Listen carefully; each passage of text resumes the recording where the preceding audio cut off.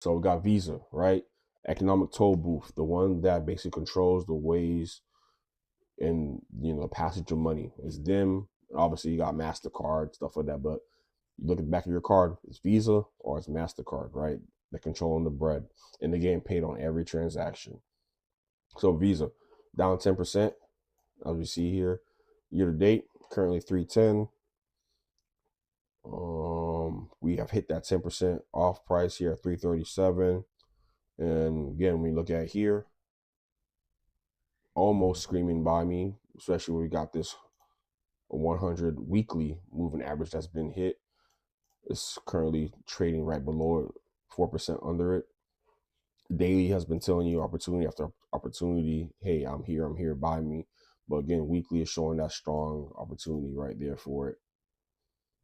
Then stock analysis, same thing. It's going to show here and agree, buy. So as we know, Visa is a dominant global payment network, trading roughly 17% below its 52-week high. Definitely offering a attractive entry point into a high quality asset light franchise with durable earnings power. Let's go look at the SWOT. So as we mentioned before, Visa is the toll booth of the global river of money. It's basically a duopoly. Like I said, it's them and MasterCard that have the network of everything, right? Every swipe, tap, click. They have done it so well where you don't use a physical card, doesn't matter. Using Apple Pay, we still on there. Using Tap to Pay, we're still on that. Using these quick checkout systems, I think one's called Click, one's Afterpay, using the buy now pay later, whatever it is, we got some of that. And it's amazing how they have this business. And I feel like it's definitely slept on, definitely not paid attention to. Visa is an amazing business, in my opinion. So strength, you got the financial engine. It's borderline absurd. A 97.8% gross margin. That's crazy. And a 67.3% operating margin. It means the business converts nearly every incremental dollar of volume into profit. Oh man. $20.84 billion in free cash flow over the past trailing 12 months. That's crazy, right? You got the Visa Nets two-sided network, which is a self-enforcing mode that gets stronger with every new participant, making displacement by a new entrant economically and logistically prohibitive. So again, asset light, they don't have a lot of situations where they have to worry about that. So it insulates it from credit losses because it never lends money directly, right? It's not betting on the consumer to pay them back. It's just, I'm just your toll booth. I'm just processing your transaction, right? So rising delinquencies, consumer credit stress that hammers the banks do not erode their balance sheet, right? Oh man, I'm sorry. I'm just because all this I'm going over to, I'm going in like in real time with y'all right now as I'm reading it. 19.2% return on assets. Oh, bro, that's that's ROA when you're gonna see it inside the financial statements and stuff like that. And a 60% return on equity. Bro, they killing it. So revenue growth 17.1% year over year. And then next year, the analysts are projecting $50.31 billion next year. It's, they going crazy. Again, you got weaknesses. There's always going to be some type of weakness there. So let's talk about debt to equity ratio. Then they're talking about the insider ownership of just 0.1%. Disconnect between management and shareholder interests. So it's a situation where you're looking at, do executives have any skin in the game? Are they buying shares? Things like that. And then Visa's revenue is directly tied to payment volume and cross-border travel. In a global recession or prolonged reduction in consumer spending, basically how we saw with COVID, right? And they dropped 40% overnight in terms of their premium price segment for that, in terms of payment volume. But again, COVID was a situation where you couldn't go out anywhere, right? So another COVID happening, who knows, right? Who knows, right? We never thought COVID would happen. It didn't happen. But it happens. We saw what happened with it, and then the Visa bounced back from that. Yeah, and again, they control the toll booths. Every time you swipe your card, they're getting some of that, right? And then you got the current ratio, basically in terms of liquidity. And let's see here. They got $13.91 billion in total cash against $23.98 billion in debt. It's manageable because of their free cash flow, but it's not as much of a buffer that you would expect from a company of their size, right? So I can understand that. And then the global for opportunities, right? The global cash to digital conversion story is only halfway told. The World Bank estimates cash still accounts for roughly 50 to 60% of global transactions, right? So again, that's opportunity right there, because a lot of people still are, as just mentioned here, using paper dollars, right, to go ahead and pay for stuff. So it goes back to what we were saying about the emerging markets. So Southeast Asia, Latin America, Africa, parts of Eastern Europe, right? These are people who have not tapped into Visa's network in terms of having a card, in terms of having, Apple Pay or digital payment systems that Visa is going to be a part of, right? So we got Visa Direct, the company's real-time money movement platform, enabling push payments to billions of endpoints. It's targeting a multi-trillion-dollar market in B2B payments, so business to business, gig economy, the disbursements, and cross-border remittances. So that's pretty cool to see. And then tokenization, we talked about that. We've seen about them getting into the tokenization space when it comes to the crypto world and all that. So they're saying that tokenization and cybersecurity services layer represents a high margin, fast growing, value added revenue stream. And then AI powered acceptance and fraud solutions. So they just, I feel like it's a buzzword a lot of people are using now, just as AI powered, things like that.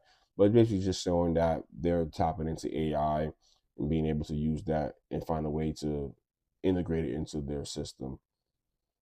And then we got the threats. So regulatory risk, as we know, it's a duopoly. It's always going to be a situation where it's like, hey, why is Visa's lucky MasterCard exists, and MasterCard's lucky Visa exists? Because if it's just one of them, they're going to break you down. Like, that's basically what happens when it comes to these things, right? So Visa got to pull got to pull a Jensen Wong, start throwing some dollars at these other companies, help the little guys up a little bit. That's what Jensen does with NVIDIA. There's no way you can say NVIDIA is a monopoly, because they have spread out the bread in so many ways. Whereas, like, I'm helping the whole sector, I'm helping the industry. So Visa, MasterCard might have to tap into that if they want to stay on top. So, and then we have the real-time payment infrastructures built by governments. So we got Brazil, India, Europe's SEPA Instant, and then the Fed now from the US. So these other networks are trying to be built outside of Visa's network. So that's a threat. That's something actually pretty real to pay attention to, because they start building their own domestic payment networks without Visa getting a dime. That's a viable threat. But again, it's the whole getting people to do that, especially for the US, right? And some of the countries that Visa is very big in. The emerging markets, they have a upper hand on that, right? So if, back to over here on opportunity, Southeast Asia, Latin America, Africa, and parts of Eastern Europe, if they build out what Brazil, India, Europe, SEPA, all these other countries they're talking about here, these guys do it, then it's a real situation, right? Because then now Visa has to try to pry you away from that situation. But if they get you first, you're in the ecosystem, sticky, you stuck, it's up from there. So intensifying competition for MasterCard, obviously, we know that's going to be a thing. And then we have Stripe, Block, Apple Pay, Google Play, PayPal. They're threats, but they don't have their own networks. Like, again, use Apple Pay, you're still using your Visa card on these things. All these things they just mentioned here, you're still using their card, right? Nice trailing PE ratio of 27. That's good to see there, especially when you compare it to the S&P 500. So it's about 28% down from its 52-week high. So another great situation where they're trying to say this is a threat for it here. I look at it as an opportunity. So we got the wealth capture take here. Visa is one of the highest quality businesses on the planet, 97.8% gross margin, as we mentioned before, $20.84 billion in free cash flow. Amazing, right? So basically saying it's caught between compelling valuation and regulatory overhang. Again, I'm not worried about all that, the regulatory stuff and yada, yada, yada. It's as long as, like I said, MasterCard's still around, they can't really touch Visa. They could try to do their stuff, but as long as they have someone else in the space doing the same exact thing as them, like you have to really show me how I'm a situation, how am I being a monopoly. So we got here pretty much highlighted this whole situation here because it seems like this is where it's having trouble. It's almost range bound right here. And again, this is, the bottom for it. If it goes down here and breaks below this, kind of got some situations, right? So, but we also could see here, had opportunity, got right up here to 253, rejected, sellers pushed it down, and then it's never seen daylight since. But we're right here at the 50 and 50 and 72 on the daily chart. So hold around there again. Let's start closing above these as we've seen over here did in the past over here. But it seems like when it gets to these longer time moving averages, the 400, 200, 253, it's having a hard time, getting past those guys and staying up there. And then we did have that gap up here that we seen here. I didn't highlight it because the gap was already filled, but we seen this shoot up right here. This looks like it's after, earnings. Shot up crazy, got rejected, filled the gap pretty much completely, sideways, fell back down, right? That's the situation we're in right now for them. Basically looking at on the charts, right? We're gonna look at the weekly.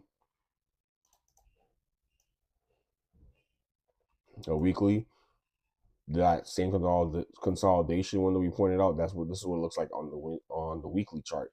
So it's hugging the 100 week moving average. This is where it's living at. This is where it's staying at. Again, we wanted to get above here, close, push past this. Its point of resistance right now is the 50 and the 72. So Visa gets past those, we're pretty good standing. And back here, 375.51. Again, we're at 313. Get back up here, very possible. And then we can go ahead and zoom out, try to get a little quick look at history. You can see here, this is 2022 down here when it hit the 253 and rallied up.